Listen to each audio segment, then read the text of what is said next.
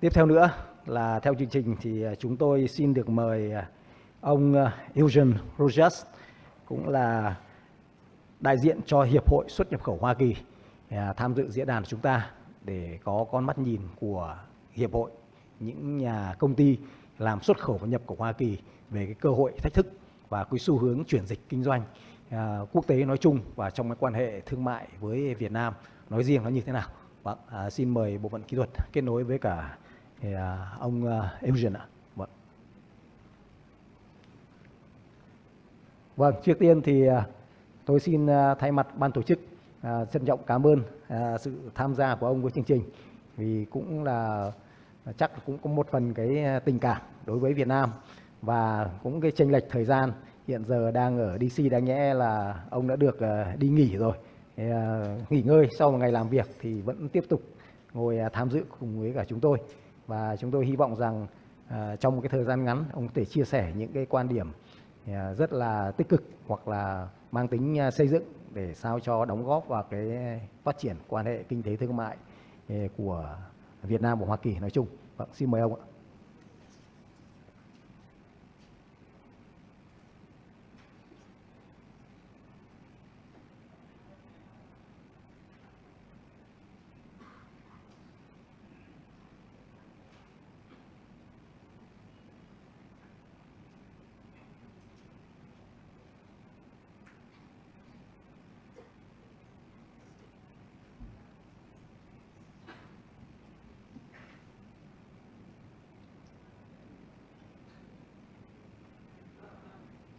Sorry, Mr. Eugene. Hello, Eugene. Do you hear us? Yeah. Thank you. You could start now. Thank you very much. Good morning. My name is Eugene Laney. I'm the president and CEO of the American Association of Exporters and Importers. Thank you for the opportunity to speak with you today. What I would like to do is first introduce you to the organization and then spend some time talking about why Vietnam, talk a little bit about some of the challenges for U.S. exporters and importers from a global perspective. And then I would like to then talk about how U.S. importers and exporters are dealing with these challenges. And then finally, talk a little bit about why collaboration and cooperation is so important to sort of solve some of these critical challenges. Since 1921, AAEI has been a national voice for international trade community in the United States. AAEI represents the entire spectrum of international trade community across all industry sectors.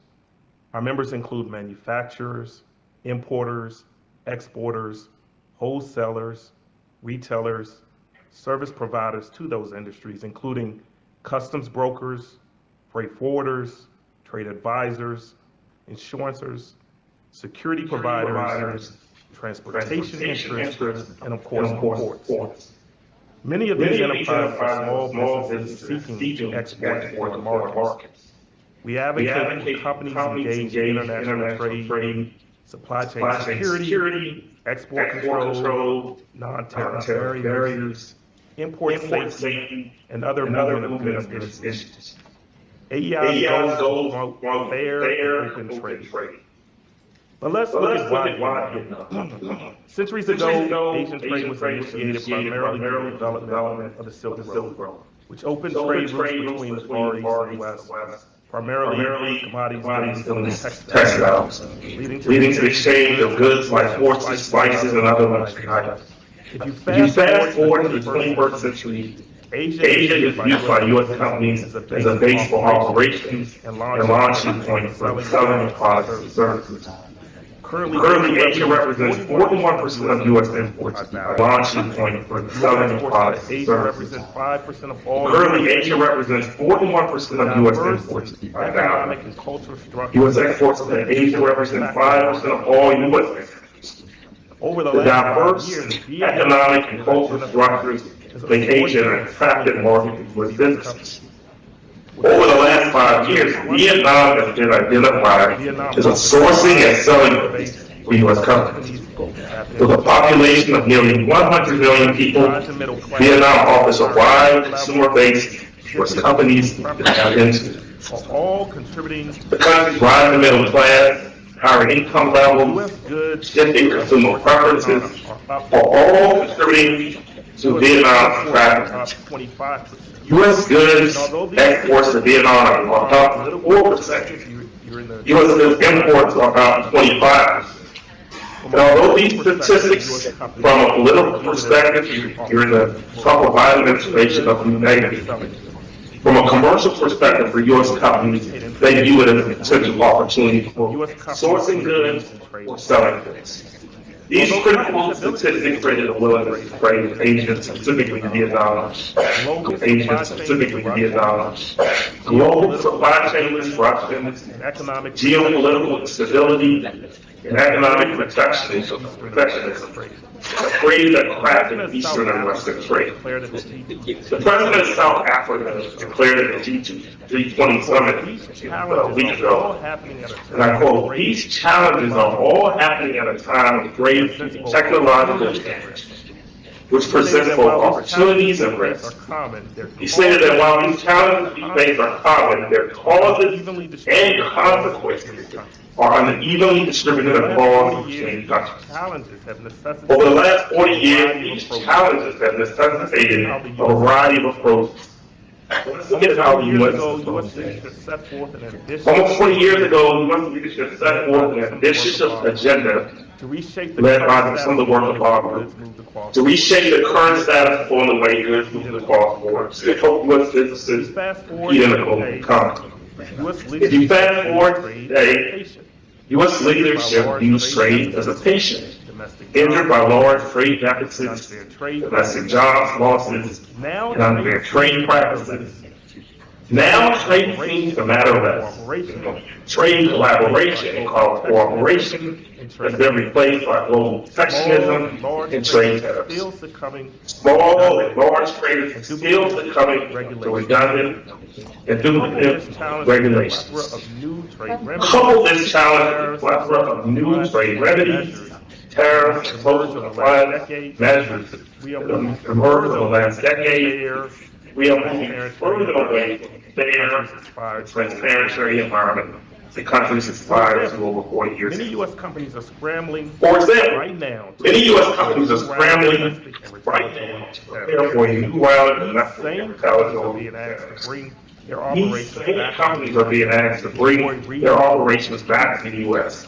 to avoid regional and global trade. Numerous examples of The trade community can cite numerous examples of the challenges they face in trying to grow their business globally, or marriage partnerships that promise more sustainable and risk-free This supply disarranged chains. approach has hardened commercial trade. This disarranged Made approach many is businesses hard. less competitive, as well as It's making many businesses less competitive, as well as creating additional costs for companies large and small.